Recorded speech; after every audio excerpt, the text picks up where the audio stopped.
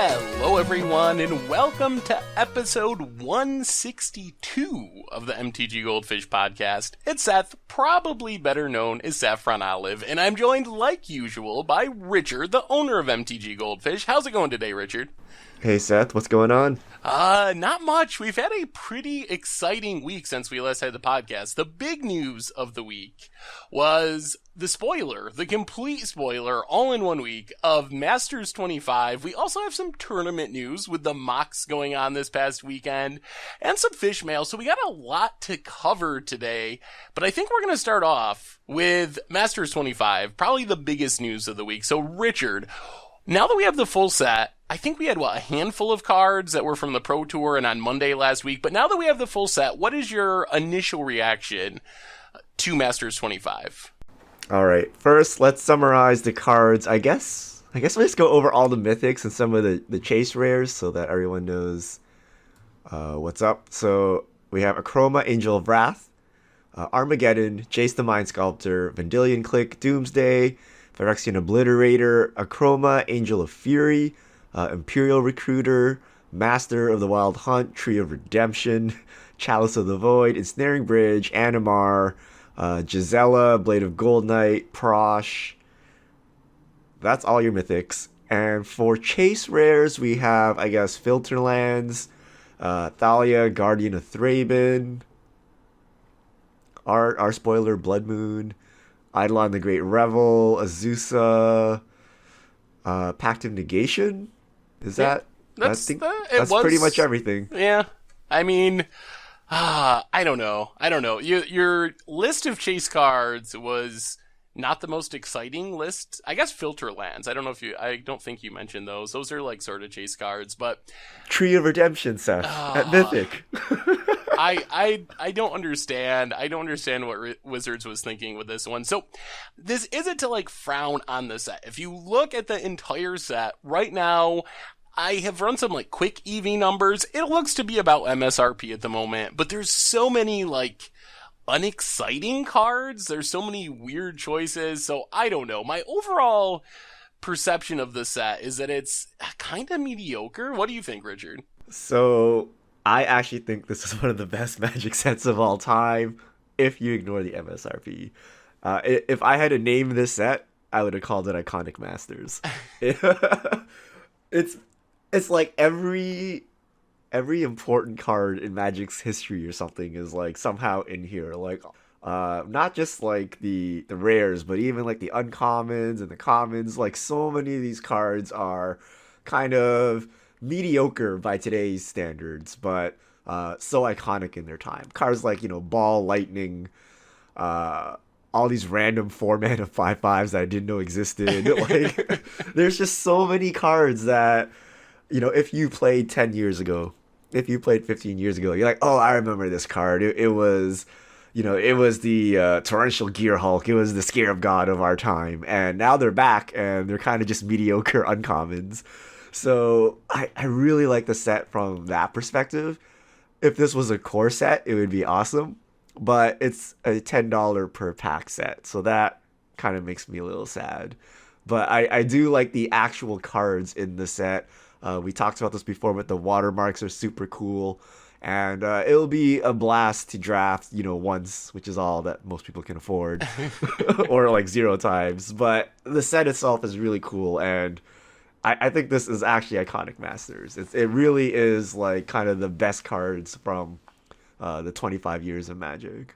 Yeah, I mean, I guess I'm kind of in the same place. I have some concerns with the value aspect of it, but I do think this is one of my favorite Master sets, just for like nostalgia, and the cards that are in it is really sweet. In general, we can always quibble about some of the choices, like Tree of Redemption, seriously. Also, there's some weird exclusions that don't even like take up much spot. Like you have Armageddon at Mythic, why not just have Urnamjin as like a random uncommon? There's a ton of cycling cards, but no Astral Slide, which was a really iconic deck back in its day. So there's a few little things like that. But in general, it does really hit a lot of the greatest hits of Magic's history from a gameplay perspective, not necessarily from a value perspective. But I think that's where the set stumbles. Like, I think that if this set was cheaper and Wizards wants to make these really cool theme sets, then I think they really do have to consider bringing down the MSRP, because I think that's where the problem comes. Like, you could make this super flavorful, nostalgic set, but how many people can afford to pay $10 a draft, especially if the EV is kind of lacking, to actually experience that set? Like, if you had this at $4, it would be absurd. Even if it was $7, like the original Modern Masters, I think that people would get a lot more joy out of actually being able to play this really cool set compared to where it is now. So I think that's, to me, that's the biggest failing of the set, is it looks really sweet, but people aren't going to be able to play it that much because of the price tag. Well, you looked at the EV. What do you think? Is this a high variance set where it's boom or bust? You open 10 packs, get nothing, but it's your 11th pack that brings back all the value? Or are you getting consistent value out of the, I guess, rare and uncommon slots? So there's kind of good news, bad news. Like, the EV in general right now is not bad. It's close to MSRP from my just like early quick look at the numbers. So in a absolute sense, that's not bad. It is going to be very high variance because the mythics especially are extremely boom and bust. You either get lucky and get like a $70 or even $100 mythic, or you get like a $2 Achroma, which still they're flavorful cards, so you can't really complain too much about Achromas, but still, from a value perspective, it's not really there. The one saving grace at this point is it has a really solid group of uncommons. There's actually a decent amount of value there, and that helps make the value more consistent.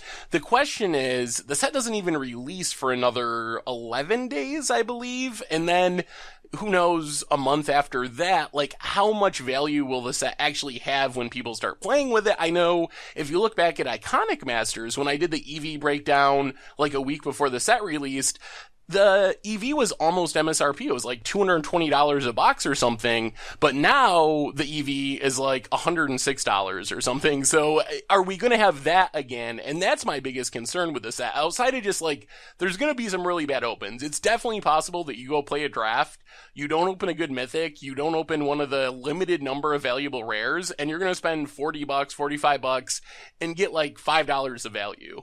The other concern is how much are the prices, especially of the good uncommons, going to come down? Do we find ourselves in another Iconic Master situation where the EV looks okay right now, but a month from now, you just can't really afford to crack packs because the EV is so bad? Right. What about some of these expensive cards that are a little questionable? Like maybe Imperial Recruiter, maybe Filterlands, maybe the cards that, or Phyrexian Obliterator, kind of cards that are artificially expensive because there's just not that many of them. They were printed in a time where we didn't make that many Magic cards. Yeah, those are one of the biggest reasons to think that the EV is going to come down a lot and prices are going to come down a lot, because while Imperial Recruiter was $200 card heading into Masters 25, it's not really a $200 card based on how much demand there is for Imperial Recruiter. Especially, I was thinking like Legacy, you play it with Painter Servant, but someone pointed out that with Top being banned, Painter Servant is like not even really a thing anymore, which makes it a lot less likely that there's even Legacy demand. Not that Legacy demand is really a huge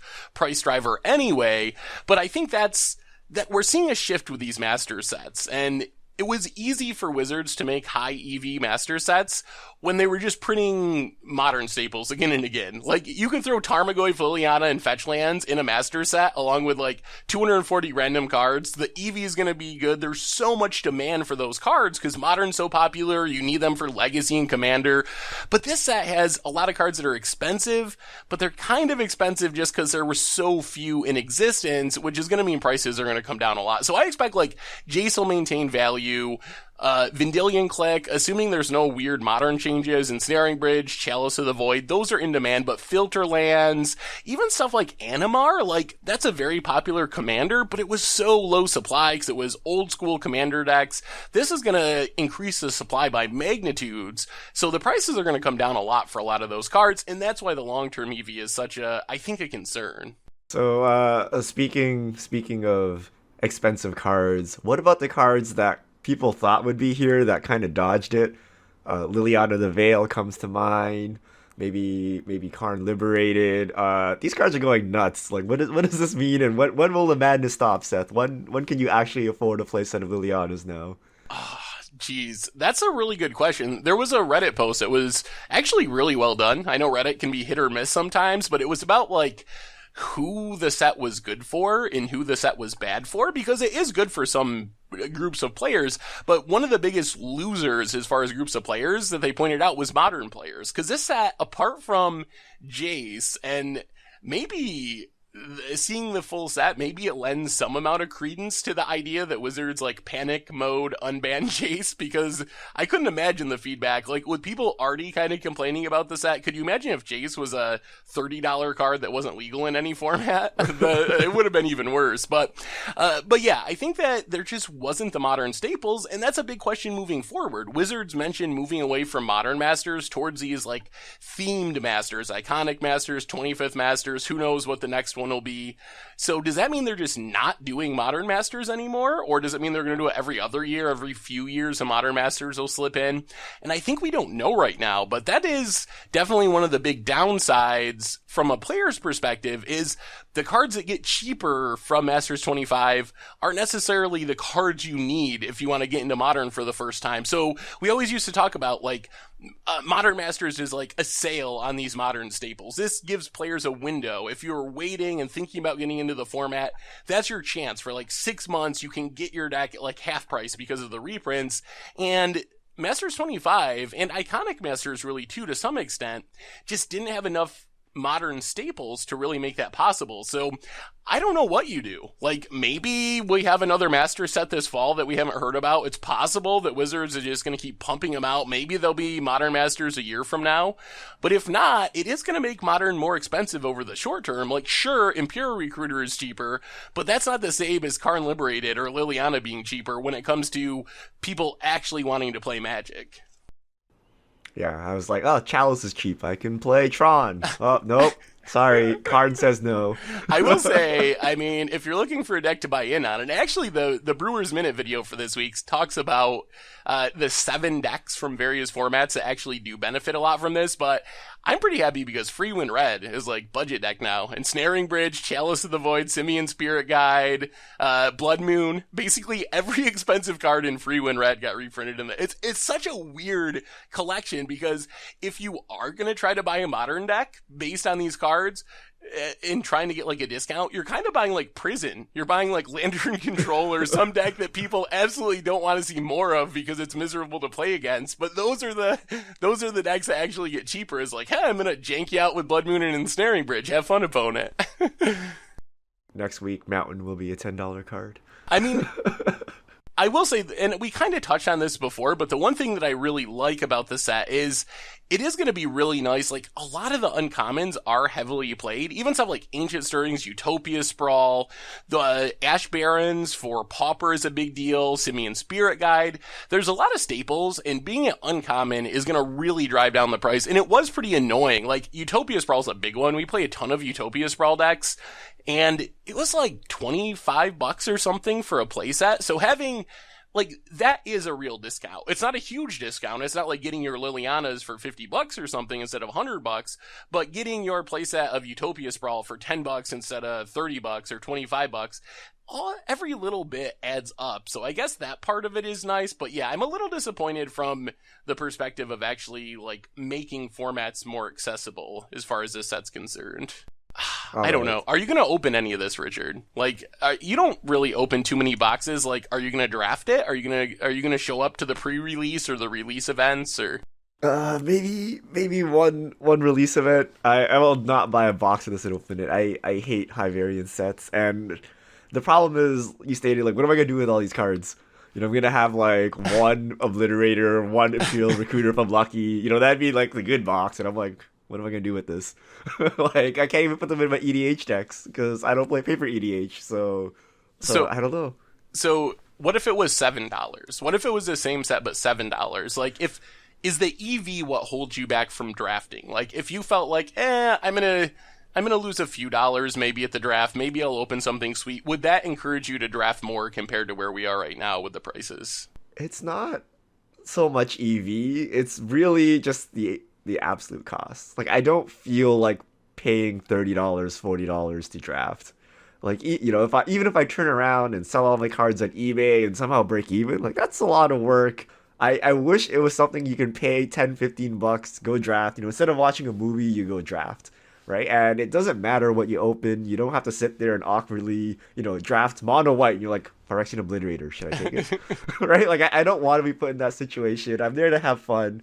So I'd rather have phantom drafts, but we don't have phantom drafts in real life. So I just don't like master products. They're expensive. Like Magic is already expensive enough. I don't want to buy more cards, or I just want to draft some Magic. It's funny that you mentioned that because I think I forget because I love the EV thing. I like the math aspect of it. Like that's just like natural for me. I'm used to it from like buying collections and doing all that stuff. So it's just like I naturally think in that way, but I forget sometimes that that's not how most Magic players think. Like the best example of this is how people love the arena model for digital Magic, and I constantly try to explain to people like, hey, if you spend $500 on Magic Online, you can resell that for $450, so it's really not that expensive. Like, you're looking at it wrong, but that's not how people's brains work. They see this absolute number, like, man, it cost me $500 to get a deck on Magic Online. That's super expensive. I'm not doing it. And I think that's the same problem that master sets have, is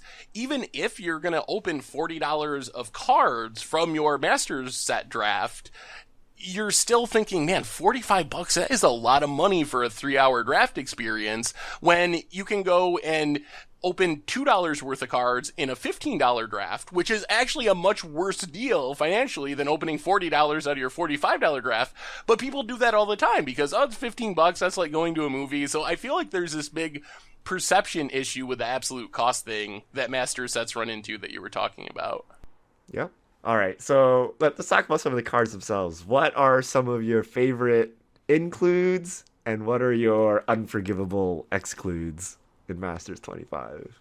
Oh, man, that's a really good question. So, obviously, I'm going to try to stay away from the EV part. Jace, Chalice, Ensnaring Bridge, those cards need to be there as far as just, like, the value of the set. But I think, as far as the cards I'm most excited for, and I'm glad they included, there's actually a ton of them. I really like the focus on old combos. Like, they put Flash and Hulk in the set. They have the Pickles lock with Vesuvian Shapeshifter and Brine Elemental. So there's some really cool old combos that were a big deal back in the day that haven't been played in like 10 years because they're not good enough for Legacy or Modern or whatever. So it's really cool to see those cards in the set. I think are probably what I'm most excited for, is that nostalgia stuff. As far as excludes, I think the big one for me is really Astral Slide. That's my number one miss because it just seems so good for limited. It only takes up like a common or uncommon slot. And it was iconic back in the day, but there's other ones. I mentioned the Urnum Jin thing missing. There's other just like, I can't believe that Tree of Redemption is like your most iconic Innistrad inclusion. You got Snapcasters and Lilianas and even like Bloodline Keeper and Olivia. Like, even if you don't want another high value mythic for some reason, there's cards that are much more like, at least were played and important in Innistrad Standard, and Tree definitely was not. Like, I think we played on against the odds, but I don't think anyone played Standard decks where Tree of Redemption was like the key card. So, overall though, I'm pretty happy with it from the perspective of there's a lot of cards I like in the set. They might not be worth anything, but I do like a huge number of cards in the set. What about you? What are you most excited for, Richard? And what are your biggest misses? I like the original cycle of, I guess, 1-mana spells like Dark Ritual, Giant Growth, Brainstorm. Brainstorm should be Ancestral, but whatever. But that cycle is pretty cool. I think some of the old creatures were lacking, like a Sarah Angel, Air Elemental. These are really easy creatures to slot in because you can just slot them in as uncommon or common. Shivan Dragon, Crawworm. Like, what happened to like my old beaters? But we do have some cool cards, like Watchwolf is here. I think one unforgivable thing is Ravenous Chupa Cabra, Chupa the Goops. I think they just put it in there to make you say it on the podcast. I'm like, why? Like, just put Necrotal in, right? Like, why is Choops here? So that's a little awkward. That's a good. What do you think of the we have to have cards from every set restriction they put on themselves? Do you think this set would have been stronger if they maybe left out more modern sets and were like, if it's been printed in the last like 3 years, like we're gonna exclude those from having to have a card in the set, or like weird stuff like starter and plane chase? And do you think that was too much of a restriction, or do you think that made it a better set because it forced them to put in like that random old shade from Homelands and stuff that you might not see without the restriction? Yeah, I don't know why Isan's Shade is there. It should have been Baron Singer or Autumn Willow, but it's weird. Like, I like it because it's thematic. It's 25 years of Magic history. That's cool, right? But I also would have liked to see more old cards. Like, more Arabian Nights cards, more Homelands. Like, how cool would it have been if they brought back, Thalids or something and made that an actual, like, archetype in the draft format. But they can't because they can only include, like, a handful of cards from that block. So, I don't know. It's cool in one sense, but also it would have been cooler to see more old cards, but I just like old cards, so I don't know, that's just me. I don't know, like new players will be like, "Oh, what is all this garbage?" Like, why? give me Choops Magoops, man. I don't want these other cards, right? So I'm not sure. But I don't know. And the other thing I don't like is the new art. They don't feel the same. I want some of the old art of the old cards. I know they can't do it, but they should have like redid that art or something, like the same theme or something in today's style, or have a throwback in the art instead of just having brand new art altogether. But They probably could have done something with the borders too. It would have been cool to see like white border or original, like old school borders, or even like a mixture. Like I know the watermark kind of does this, but if I don't know how practical it is, but like you have the border of the set the card was originally printed with, even if it had new art, so it looked like the original set but somewhat updated. You know what I would kill for? The original tap symbol. Ooh, Or I guess the tap symbol of the set the card came from. That would be That sweet. would be so. But then people would be so. They're like, "What is this symbol?" Like, they'd be so confused. Like they can't do it for rules reasons. Or if they printed the Oracle text like the original way they did it. It's so like Goblin War Drums with Menace. Like that looks so weird. Yeah, that would be cool if they did like the old school original text on the cards too. I think an underrated concern I have for this set that I haven't heard too many people talking about is I'm a little worried about limited. Like, I think it'll be fun there's a lot of cool cards to open and play sense, but I think past Master sets, especially the best Master sets for limited, Modern Masters 1, Modern Masters 2 even, Modern Masters 3, they have really strong themes.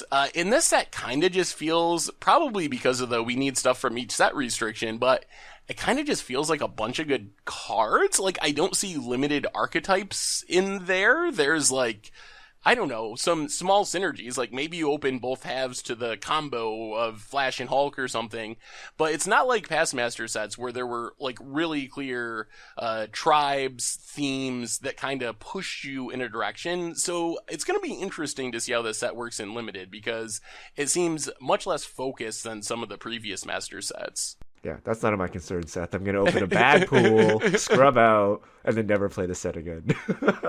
But maybe you'll open a Tree of Redemption. You like Innistrad? Yeah. When I think Innistrad, I think, boy, remember those. If only they had like Doran or Assault Formation, this could be excusable. But they don't. It's just Tree of Redemption. Just like, yeah, that's your mythic. Congratulations, you have a good blocker. Can you think of any, like, what was Wizards thinking? Well, I have been searching through my brain for the past few days since this was spoiled. What is the possible reason Wizards would put Tree of Redemption in the Mythic they're like, slot? Snapcaster Mage, sorry. Liliana the Veil, sorry. Well, I guess we're on Tree of Redemption now. I guess Jace is the kind of the leading role of this set. If they put Lily would be there, so they couldn't do that. So I guess Tree of Redemption. They needed a green mythic, they needed a Innistrad card, and they figured Essence of the Wild was just a little bit too bad, so. I mean, like, Master of the Wild Hunt is there. I actually like Master of the Wild Hunt. Like, I don't know why I like that card, but for some reason, I really like that card. I think it's the beard. It's got one of the better beards. It's, I think, if anything, Commander players would love this set. It's just like these weird one-ofs that are just strange, and there's actually a bunch of like uncommon legendaries in this set as well, so that's pretty interesting. But it's just like a weird collection of cards, and Commander players, I think, can make the best use of this. Yeah, I think that Commander is probably the people that benefit the most. Also, maybe like I guess Port is a pretty big deal if anyone is actually trying to get into Legacy these days, but it does make Death and Taxes like a more legitimate budget option for starting off in Legacy. I don't know like how many people there are that are trying to get in Legacy because there's just not a ton of support for the format. But if you are one of those people, cheaper Thalias, cheaper Ports, Wasteland was reprinted not that long ago, Cavern was reprinted not that long ago, Horizon Canopy, a lot of that deck has been reprinted in the not too distant past. So. Yes, but Aether Vial, Seth, Aether Vial. Humans Yeah. has ruined everything. Yes, no ether vials, and really not that much modern stuff at all, which we talked about before. So, I don't know. I'm excited to draft it on Magic Online. Magic Online has one huge benefit, and that is you can play Phantom. So you pay $10, you go 2-1, you get your money back. Like, you don't have to worry about the EV considerations. So I wish there was some way they could do that in paper, because I think people would draft it a ton if it wasn't for the huge cost. So at the end of the draft, you just pack up your packs again and then reseal them and give it to the next group. Yes. I promise you, I didn't take the mythics out and replace them with rares. I promise. Jace is in here. So any final thoughts on Masters 25, Richard, before we move forward? Nope. I'm interested to draft it once and then never touch it again. We'll see how it goes. I don't know. This is kind of their first master set since they described a new paradigm, which is we're going with themes. I don't know what that means for the future. I guess we'll see. And this is also the follow up to, are they going to sell so many of these that no one wants them anymore? Debacle that was Iconic Masters. I guess we're gonna find that out as well. Yeah, I have no idea where they go forward with themes. I'm afraid that it's going to be the next Masterpieces, where they're like, we're going to do this really cool Masterpiece theme, and then like a year and a half later, they're like, we realize now that there's only like 6 themes we could do for Masterpiece sets, so we're going to stop doing Masterpieces every set. So, like, how many different themes can you possibly have that fit the Masters, the Masters set $10 pack model? I have no idea. That should be the great designer search. You're like an intern, you're given a list of the 20 expensive cards you need to reprint, and you got to come up with a theme that unifies all of them so that they can actually put them in the same set. It's gonna be like red art looking down. Like, that's what it's gonna be. Oh, well, apart from Masters 25, had a little bit of tournament action. Actually, I guess the MOCS is mostly of note because it is the first high-level Modern tournament since the unbannings of Jason Mind Sculptor in Bloodbraid Elf. So, Richard, did you keep up on the MOCS? MOCS is Magic Online Championship, by the way. Did you keep up on the MOCS over the weekend at all? Nope. And it's a very poor name because I thought it was the actual mock. You know how they have like the monthly MOCS tournaments? Yeah. I didn't realize it was like the in-person, you sit it with your laptop, at the tables MOCS. So I didn't follow it until this morning when I found out it was like the real MOCS, the actual paper tournament. So what are your... I did watch some of it. I was torn between... I watched some of the MOCS, and I was also watching some of the SCG event. They had a Legacy SCG that had Cedric and Pedrick Sullivan doing commentary. So I was torn between wanting to see Modern with the new format and wanting to not have Wizards coverage and wanting to listen to Cedric and Patrick Sullivan. So I watched a little bit of both. But what is your take on this tournament, which we should say it's a weird one? It's like Worlds, where it's a very limited field. Supposed to be 24 players, ended up being 23 because someone couldn't physically make it to the event. So 23 players, Modern and limited, so kind of like Worlds, really weird meta, lots of Jund, lots of Boggles for some reason. But what are your takes, Richard? Yeah, it's not what I would have expected. Not too much Jace, a lot of Jund, and then Boggles. Like if you're expecting a lot of Jund, I don't see why you would bring Boggles, but apparently that was like the next level play. So it's weird. I don't know if we can take anything away from this. I mean, Duke is playing Jund. That must mean Jund is good, right? I don't know because he was on the Abzan train earlier. So I don't know. It's just a weird tournament. Not a lot of Tron. Not a lot of unfair decks. It seems like it's just aggro decks and Jund and some people trying to play control. Yeah, it is really hard to say much about the modern meta based off this tournament because everyone knows going into it, you're fighting against this very limited field. You probably know to some extent what other people are playing, or at least have an idea what other people are playing because they're all your friends and other pros, or a lot of them are. So it leads to some weird situations where Boggles is like a weirdly high percentage of the meta, and Jund is like a really big percentage of the meta.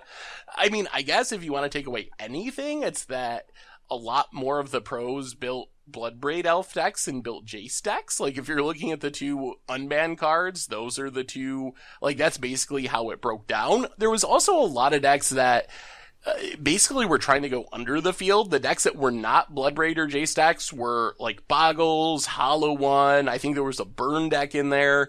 So we're kind of, like, built to win the game quickly. We didn't see any big mana decks. The only control decks, I believe, were Jace decks. So I don't know. It'll be interesting. We have the first SCG event featuring Unbanned Modern next week. So that'll probably give us a little bit more big picture idea of what the format looks like. But I don't know. So far, based on Magic Online results and like SCG Classic results, the format doesn't look broken by Jace. It doesn't mean that it won't get there, but it doesn't look that much different than what Modern looked like before the unbannings, with Jund being better than it was before, and people trying Jason control decks.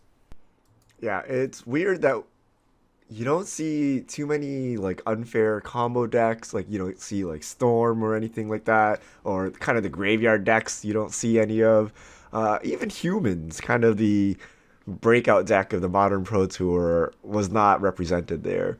So maybe it is just one of those cases of inbred metagame where we all know that everyone's playing this, so we'll play that.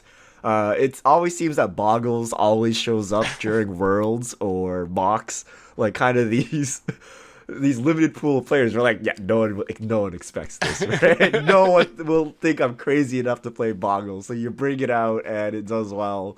So I'm not sure. So like you said, I think we gotta wait for the next big SCG event to kind of get a good grasp on where the metagame falls.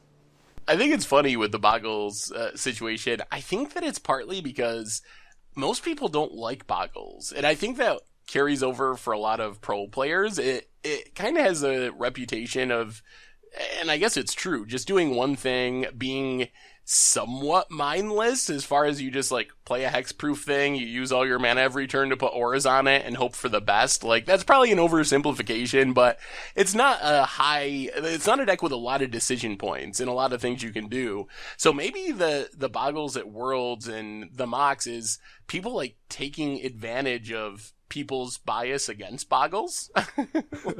So I don't know. Is Boggles a real deck now? Boggles won like the last tournament too. Like, didn't it just win the last SCG tournament on top of this? So is that where we're at? Is Boggles like the new hot thing? It doesn't make any sense to me because people are going to be packing Bloodbraid Elf decks, and those come with Lilianas. And if you told me you were playing Boggles, I'd be like, okay, I'm going to bring Jund to counter it, right? Like, it doesn't seem to make any sense whatsoever, but maybe they're just good Boggles players and they know how to navigate the matchup.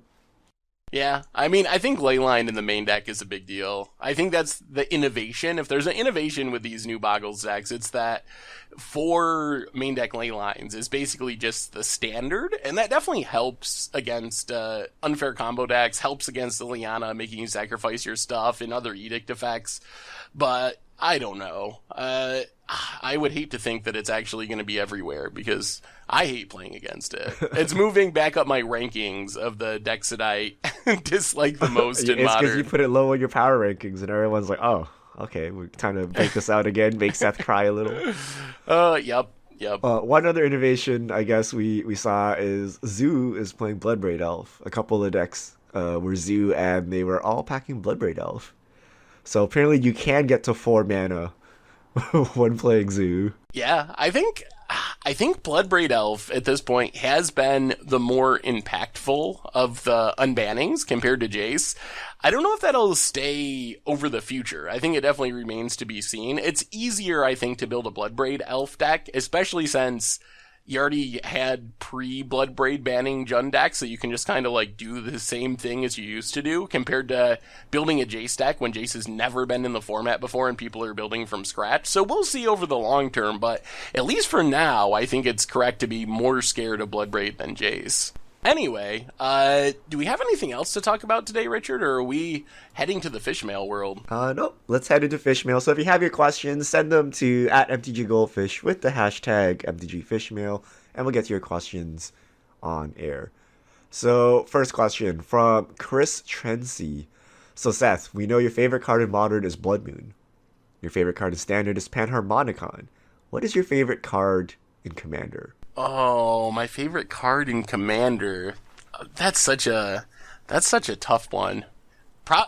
It might still just be Panharmonicon, but if I gotta choose a non-Panharmonicon card, it might be Paradox Engine. There's so many combos you can do with Paradox Engine. I don't play it much because it's so easy to combo off with that it almost feels unfair to everyone else, but it is really fun to play infinite Paradox Engine decks. I think I've cast more Increasing Ambitions in my games than like the whole pool of Commander players combined. Next question, Sinfoid. What do you guys think about an art reserve list? New rares mythics on the list can be reprinted, but only with new art, making the cards more collectible and valuable without removing the ability to reprint game pieces.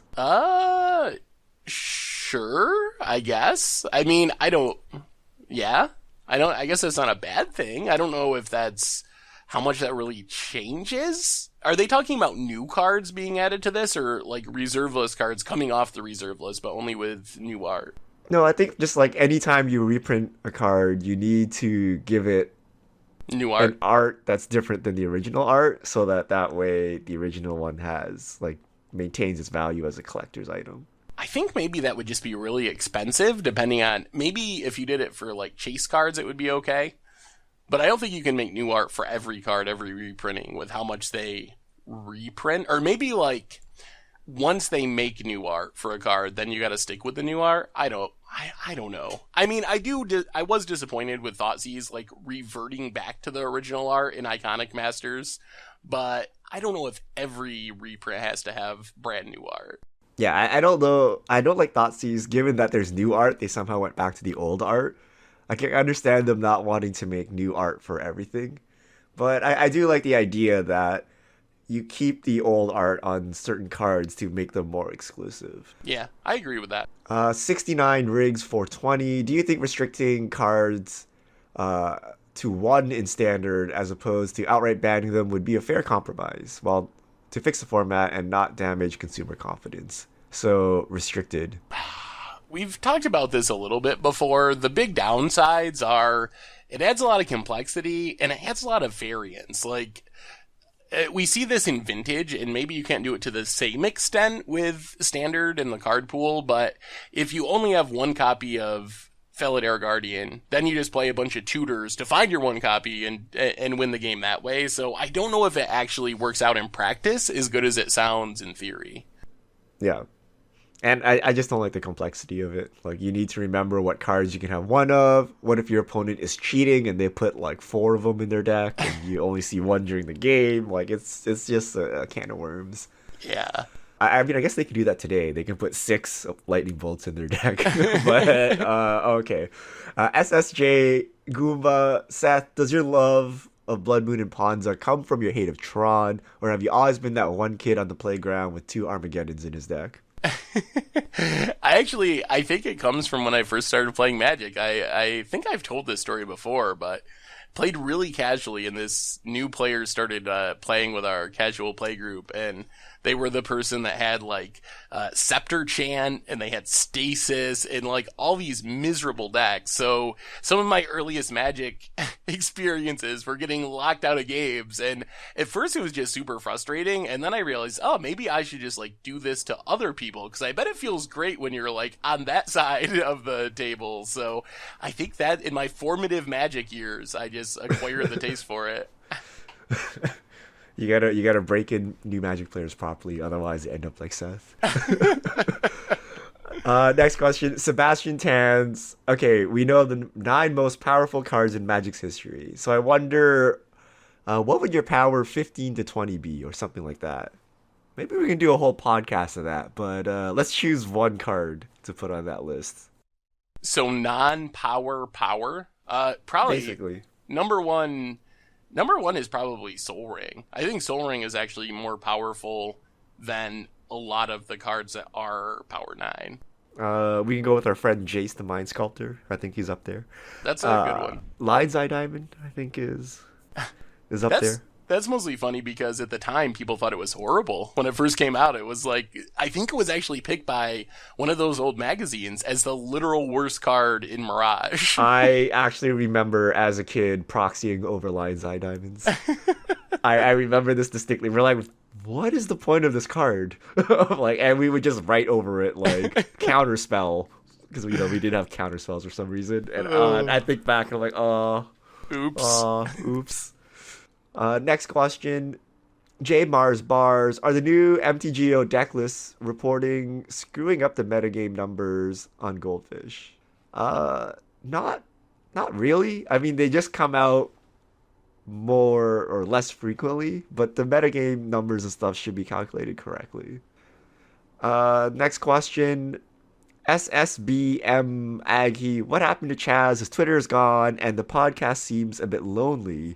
The podcast is missing the third person dynamic, in my opinion. Yeah, well, Chaz is doing his real life stuff. I'm not sure about his Twitter. I actually honestly did not realize that his Twitter was gone until this question came up and I checked. So I'll have to ask him about it, but I'm not 100% sure. Next question, Random Dark Rider. What do you guys think about Guided Passage? Is that the redirect damage? Guided Passage is Teamer colors? Grixis colors, I think. And your opponent has to search your library for an artifact, a creature, an enchantment, and a land, something like that. And then you get the ones that they choose. Am I close? Yes. No. So, from among them, a creature, a land, a non-creature, a non-land. And then you just put the cards in your hand. Right, your opponent chooses them, though, and then they go to your hand. Okay, I was kind of close. It's really sweet. There was at one point a legacy deck built around it, which I thought was pretty spicy. I don't know where you play it is the problem. Like in Commander, you have so many 1-ofs in your deck. It should be pretty easy for your opponent to choose bad ones, although maybe you can use it politically. It seems like a cool team up to find an answer to a specific problem card if you can kind of like do the politics correctly. So maybe I'll have to try it in Commander, because it does sound like it could be fun. Yeah, I think it can be pretty powerful in Commander because, like you said, need a Wrath while you Guided Passage, and your quote-unquote opponent will give you a Wrath and like 3 garbage cards. So it's actually pretty good. I actually want to try this in Commander, see how it goes. It's Teamer though. I don't like playing Teamer in Commander. Next question, Assault Priest. Is there a possibility that someone from the Commander Clash group is joining an episode once in a while? Of course, except you, Richard. Why not me? Yeah, I mean, I think we got to figure out the third person thing. That's the second fish mail this week. We gotta figure out a third person for the podcast. But maybe having Tomer or Jen or Tom jump on for a guest spot could be cool. Yep. One Epic Pug. It seems like reprints are happening faster and faster. Has a card still in Standard ever been reprinted in a Master set prior to Masters 25? What should we make of this? I'm willing to write it off as just weirdness caused by we gotta have something from every set rule. Because it's never happened before. But it is true that it seems like master sets are getting more recent. It used to be like, you could kind of like set your watch by it. They would tell you ahead of time, like Modern Masters 2 from this set to this set. And it was usually at least like 3 years after a card had rotated out of standard. So it seems like they are printing more recent cards, but I don't expect standard reprints to really be the norm. I think that's just weirdness because of the specific rules of Masters 25. All right, the Ornery Ocelot. Will we see challenger decks on Moto? If so, what do you think it'll do to the economy? Did they ever make an announcement about this? I do not know if it was announced. I'm under the impression that they won't be. They don't typically sell pre-con decks on Moto at this point, but if they did, it would have a huge impact on the economy if you could just get a Chandra and a Hazaret for $30 out of the store compared to paying what they are right now. But I don't expect that they'll be on Magic Online. Yeah, I mean, I agree with you. I don't expect them to be, but I don't see why they wouldn't. I mean, literally, if you just sign up for a Magic Online account, how do you get a deck from the get-go? And this is the only official way if they actually do it. Otherwise, you got to go into the bots and stuff, and it just seems much easier if they just send them to the store and tell them to buy Hazaret Red or whatever. Yeah, it would simplify things. Next question, LJB FGC. Suppose you had a chance to finish the Lorwyn dual land cycle. Reveal creature type, or the land enters the battlefield tapped. The remaining color combinations are green-red, green-white, blue-red, black-white, green-blue. Which creature types would you pick? Oh man, so they're not just enemy or ally colors, they're a mixture? Well, let's go one by one. Alright, green-red. Green, red... Oh god. Shaman. Giants? Ooh, giants is... Are they green giants? Yeah, I was just thinking that. I'm not 100% sure. The cord. The green giants. I'm going to say shaman. Alright, green, white. Cats. Ooh, yeah, cats is a good one. Or humans, maybe from Innistrad, but cats, that might be too good. Well, you can choose humans for any of these. You can't choose humans. I'm going to just say humans every time. Blue, red. Weird. How many of those do we actually have? Probably like 5. Alright. Black, white. Spirits, vampires. Yeah, I think tokens, but probably vampires now because of Ixalan.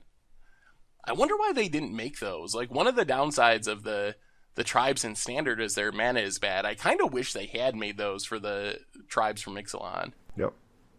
Green, blue, last one. Elves? What? Maybe there's not blue elves. Oh, I mean, merfolk is the easy answer. But there's no actual iconic tribe from green and blue. Maybe mutant? Oh, mutant's a good option. I like that. All right. This was Great Designer Search 5. Thank you very much. BM Sullivan, when is the optimal time to buy staples that are being reprinted in a master set? Looking to pick up Vendilion Clicks. Ooh, well, typically somewhere between like a couple months after set release and maybe 6 months after set release, but we'll see.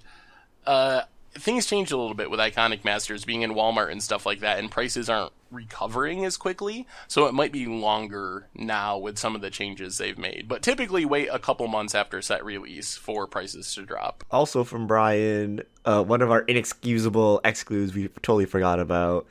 No creature lands from Worldwake in Masters 25. Colonnades are getting expensive. Any chance we see a reprint on the horizon, and how much do you expect them to drop if they were reprinted? Well, it depends on where they're reprinted. I was wondering about this other day. Do you think they're just too good for Standard, Richard? Could they reprint those in like the core set? Or are they? I mean, we just had the Zendikar ones. Like, are the original ones too powerful? I don't see why they'd be too powerful. I mean, if you include some Field of Ruin type card or something, they're just creatures on lands. So I think they're perfectly fine for Standard. Well, I mean, that would be the best outcome, is if they show up in the core set or something. That would be sweet and generate a lot of hype, and that would really bring the prices down. If they showed up in the master set, they might lose, I don't know, half of their value or something, which means Colonnade is still going to be $40 or something ridiculous. But if they showed up in standard, then you're looking at $10 or $15. All right, next question. Vegas S. Have you tried peanut butter on toast with melted cheese on top? It's really good. That doesn't sound really good to me. So no, I haven't tried it. That actually sounds gross, but now we gotta try it because it's really good. But the question is, what kind of cheese? Are we talking about like Kraft cheese slices? Or are we talking about like actual cheese? Like where are we on this? Yeah, the cheese seems, I mean, I don't know if I can think of any cheese that would make me want to try that, but it does seem like the cheese is probably important. Cheese whiz, maybe? Just stir up the peanut butter and cheese whiz and go to town. I actually kind of want to try that. Doesn't sound too bad. All right. Also from VGSS, a non-peanut butter and cheese question. What is the most magical experience you've had playing Magic? Oh, wow. Geez, I don't know off the top of my head. Do you know, Richard? Magical? I don't know. I can't think of any. It's probably something, for me, it's probably something on Magic Online, which isn't like magical compared to playing face to face. I think there's probably something cool from when I first started playing and was playing casually, like, oh, the first time I actually won, or the first time I Eon Stormed someone or something, but I can't think of it off the top of my head. All right. Next question. Nick Cheesy, do you think Deathrite Shaman should be banned in Legacy? Yes. I mean, I don't play Legacy that much, so I probably shouldn't have an opinion, but based on watching some Legacy over the weekend at SCG, it seems like Deathrite Shaman probably should go. I don't know how you make an argument for banning stuff, given that there are cards that blatantly should be banned but are not. Like, say, Brainstorm. So, like, at what point is it a pillar of the format versus it's oppressive? And I don't know the answer to that. But Deathrite Shaman is really, really good. But it's also a mana dork, so I don't know. It's actually interesting you mentioned that. They did an interview, I think it was with Bob Wong at the SCG event, and he's a big proponent of banning Deathrite Shaman, and he writes articles about it and said that in the interview. But he also said, which kind of goes with what you were saying, is basically, like, Brainstorm is the real thing that should be banned. Like, Deathrite should be banned, but he said 6 months from now, people are still going to figure out a fair Brainstorm deck, and it's still going to be the best deck in the format. So if I had my choice, I don't know if anyone will do this because it's so, like, synonymous with the format, but I think that if you really wanted to make Legacy the Wild West again, where anything goes, that Brainstorm should be banned. If they banned Brainstorm, Legacy would be so weird. It's like inventing a new format overnight. Yeah. Next question. Per automatic, how long does it take for rotated standard sets to settle in value? Thinking of when the sweet jank for my future commander deck is ripe in price. So depends on the style of cards. Casual cards usually rebound quicker, and often, it's been a couple years since I've researched this, so maybe I should renew this research, but typically the summer before the rotation up through a couple months after rotation is when commander cards would hit their floor and be the lowest, and then start to recover maybe 6 months to a year after rotation. All right, last question, also from Per Automatic. Seth said the worst constructed set of all time. Wait, once said when asked the worst constructed set of all time, except mentioning alliances, he mentioned Legion and Odyssey. How come? To me, the sets had very synergistic mechanics. I said that? Did you say that? I mean, I might have. I say a lot of things between the streams and podcasts, so that it does sound like something I may have said. So Legions, I think, was odd because it was only creatures, and I think and in my defense, I'm coming at this from the perspective of someone who started playing after those sets, so it's not like I was playing standard. Maybe they have the greatest standard format and I didn't hear about it or didn't play because I wasn't playing then. But Legions was all creatures, and I think that the restriction of being weighted so oddly in colors was weird with Odyssey. I never played any of these sets. I have no idea. I do not. Seth's opinions do not necessarily agree with mine. I don't know. He started playing during Theros. What does he know about Legion and Odyssey, my right? Goodness. I thought we were going to make it through an entire podcast without any Seth Theros jokes, but... Hey, this doesn't make any sense, Seth. You started during Theros. Just had to sneak it in. So, sometimes I talk to players, and they're like, I started playing during Theros, and I think they're just, like, memeing or joking. And then I'm like, wait, they're serious. Wait.